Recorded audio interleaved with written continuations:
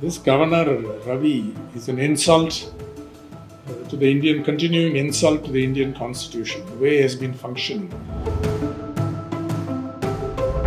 But he would be, if you ask me, from the time of independence, he'd be among the top 2 or 3 worst governors we have had, perhaps top of the list of worst governors. He's out to function as on behalf of the BJP and the Sangh Parivar. That's his mission. The Chief Minister was very upset by this, because in his message after Sankaraya passed away, in his tribute, he mentions this. And in the Raj Bhavan, this man is behaving like somebody who will not accept any checks till he's replaced. I think there'll come a time when we have gone too far and people in Delhi will see him as a liability and he'll be pulled back. Hello and welcome to the News Minute. For the past 2 weeks, the Supreme Court has raised a barrage of questions regarding the role of Tamil Nadu Governor. And to talk about this, I have with me the director of the Hindu group, Mr. N. Ram. Thank you so much for talking to us.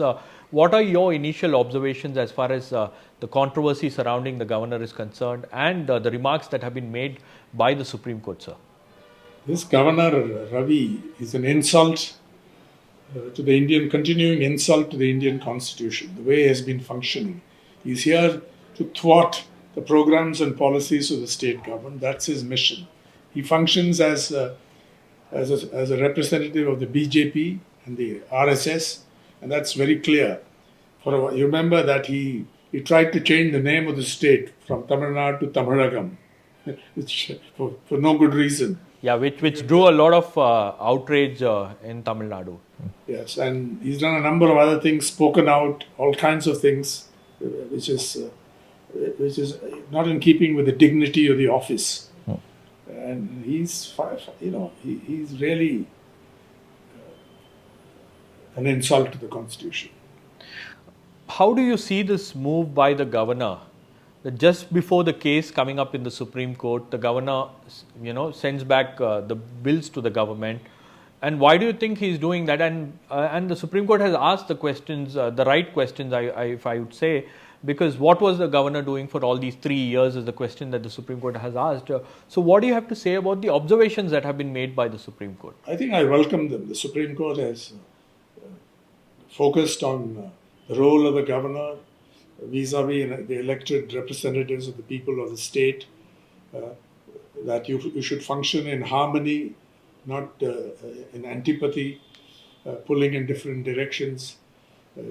And without using those words, perhaps usurps any powers not vested in the Constitution.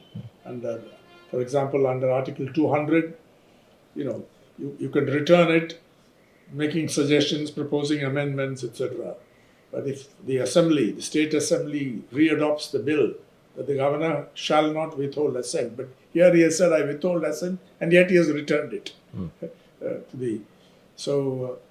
Behaving in a totally over-the-top manner. It makes no sense to me what he's done, except that he's out here to work actively every minute of the day, all waking hours against the elected state government.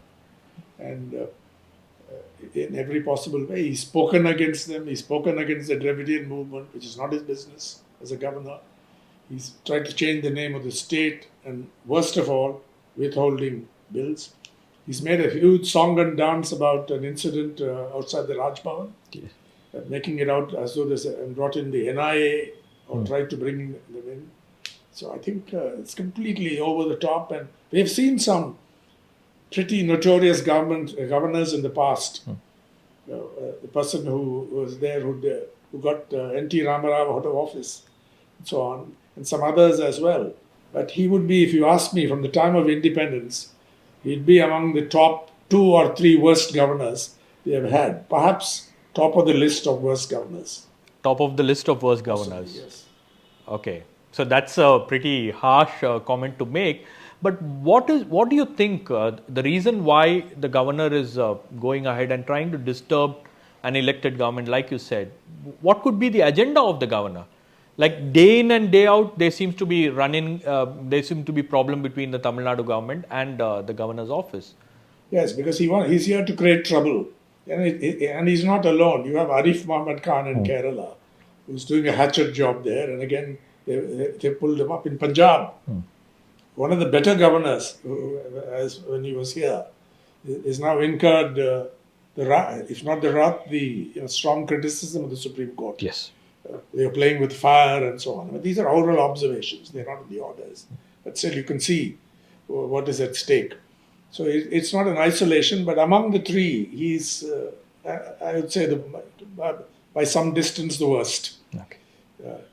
His background is as a police officer. He's out to do it, go unto the last and cross all common sense lines. People wonder why are you doing it? He's out to create trouble. He's out to function as on behalf of the BJP and the Sangh Parivar. That's his mission. And he's made it more or less clear in his public statements. And when you say that the governor is working on behalf of the BJP or trying to implement their agenda in the state, what are the roles and responsibilities of the governor? That is something which is very clear in the Constitution. The Article 200 clearly says that he can either, give his assent or withhold his assent or send the bill to the president's consideration. But in this case, there are some people who are arguing that the governor need not give his assent for the bills even if the assembly has reenacted those bills. So he's tried to have it both ways, saying I withhold assent, then he's returned it. So it will fall squarely under the ambit of Article 200, and they've readopted it. So he can't have it both ways. You can't withhold and then return the bill to the assembly because it's covered by Article 200 and the Supreme, by the oral observation by the Chief Justice that this is like a money bill. So if the bill is readopted second time, it becomes like a money bill. Because you have returned it. So, and why did he return it soon after the matter came up, the observations of the Supreme Court on November 10th, wasn't it? Immediately, what triggered that quick move? They've asked the question legitimately. Obviously, he's playing some politics. He's playing politics for the Supreme Court. And you also mentioned about the incident, the petrol bomb that was hurled at just outside the gates of Raj Bhavan. Some rowdy, perhaps. Yeah, some rowdy, some C-grade category rowdy. But the manner in which the governor office took up that issue by claiming that a group of a group of people tried to barge into the Raj Bhavan and they have damaged the entrance of Raj Bhavan and all that. Why is that the governor wants to exaggerate all these things? He wants to escalate the conflict he's having with the state government. And it's also an insult to the state police. They are on the spot and they are investigating it. It's an expression of no confidence. The police officers have clearly put it out for what their investigations have shown so far. And it is not a terrorist episode or anything like that. There's no conspiracy as far as the facts go. So he's just trying to create noise because the party that he favors is so much below the threshold in the state that he's trying to whip up publicity for it and trying to make a noise. That's the whole game that he's creating, and he's very much part of this, in collusion.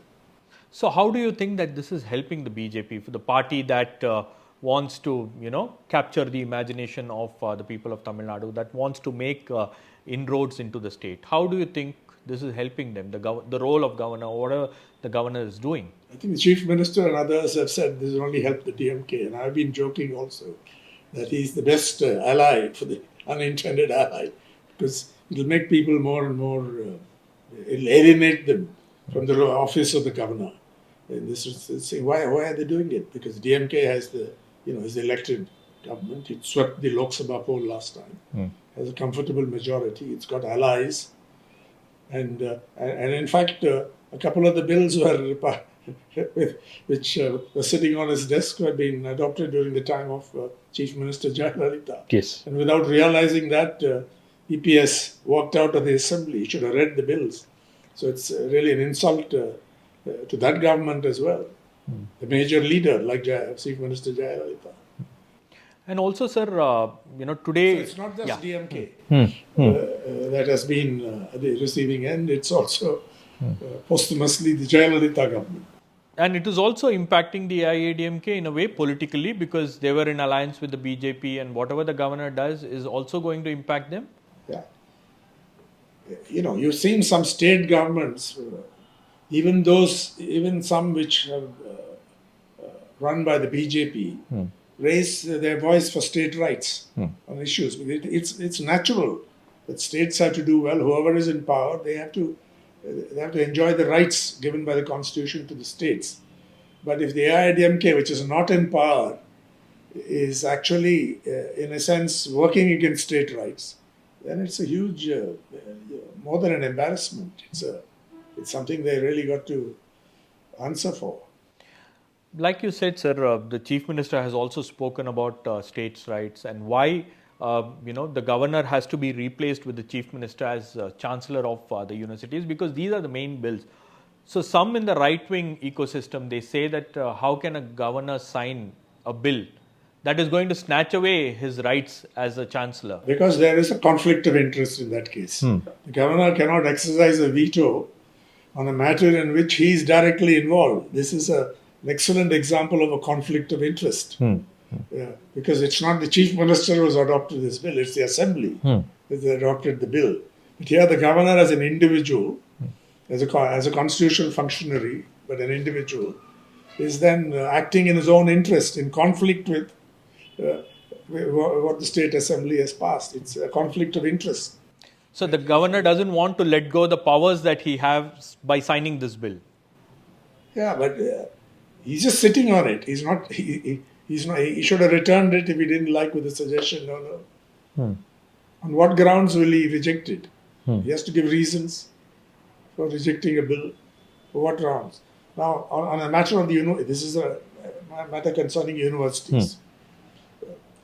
And many other states are also concerned about it. Take the case, one concrete case, the late CPIM leader, N. Shankaraya, who died at the age of 101. He had been, it's not so much, he was in the freedom struggle. He had to give up his studies for the freedom struggle in the American college, which now comes under the Madurai Kamaraj University. The submission was made to the chief minister. He saw it through. All the processes were followed. It goes to the governor, and without giving any reason, he refuses to sign it. So it couldn't happen. And Shankaraya died. Meanwhile, isn't it a disgrace? But something like that the university wants to honor a freedom fighter. Somebody who really fought for it, a very good student at that time. It's all recorded in Sainath's book on Forgotten Heroes. Yes. The whole chapter on this, on that episode, why he gave it up, how he gave it up willingly, so on and so on. That's just one small example of how this power is being misused. And they don't give any reason for it. Why are you opposed to this? So many people get honorary doctorates, including politicians. So why are you opposed to it? Maybe it's because of the ideology that Shankaraya believes in. The right wing, the chief minister was very upset by this, because in his message after Shankaraya passed away, in his tribute, he mentions this. A small group of narrow-minded people.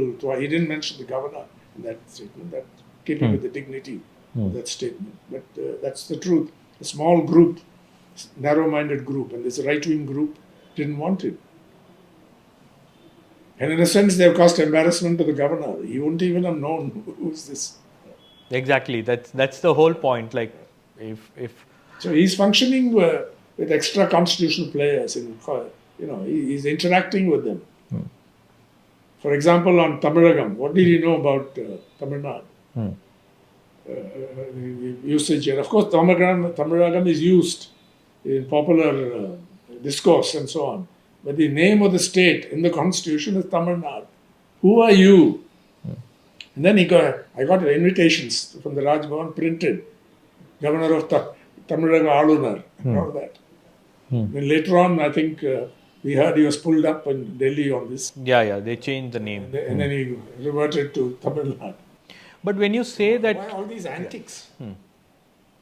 so when you say that the governor is interacting with extra constitutional Yes. authorities or like Extra extra constitutional constitutional players. like who are they? What I think do you these mean by right-wing that? groups, and I don't want to speculate. We hear stories about who Influencing. who's trying to influence them and giving them ideas. I don't want to speculate on that, but I've heard names. But there are right-wing groups, people who are working to further the cause of the Sangh Parivar in the state. They are ideologically committed to that, and they are working with him. He has no, and there were also the controversy about his overspending. Yes. When PTR was the finance minister, it was raised in the assembly. The governor replied, he was furious with that. What is he spending all this about? Why is he hosting so many receptions? Are there no limits? You have to be in the state. State finances are always in the red. They have debt. So the state and most states. So why are you spending this money? Question. Are you not accountable to anyone? At least you should be accountable to the president, more important to the constitution. Nothing. This man just functions like some police officers do, completely lawlessly. I'm not generalizing here, but there are some very good police officers. But we also know those who go completely over the top or go berserk. And in the Raj Bhavan, this man is behaving like somebody who will not accept any checks till he's replaced. I think there'll come a time when you've gone too far and people in Delhi will see him as a liability and he'll be pulled back. Don't you think so? It has happened now that even the BJP leaders are very reluctant to defend the governor. Is that right? Yeah. That's what I've been hearing, because even in TV debates, some of the leaders have openly said that we are not spokespersons for the Raj Bhavan. So yeah, they must be in that case. Yeah, they realize it is only helping the ruling party and alliance. Yeah, I think which I believe to be true, because there's bound to be anger and sympathy when you work so hard on these bills and you reject for no reason, and through this trick of keeping it on your table. Right, sir. Let's see what the Supreme Court decides, because the Supreme Court is expected to give an order on this particular matter. So we'll be closely following the story, and once the Supreme Court comes up with its final verdict, I'll again come to you for your views. Thank you so much for talking to us.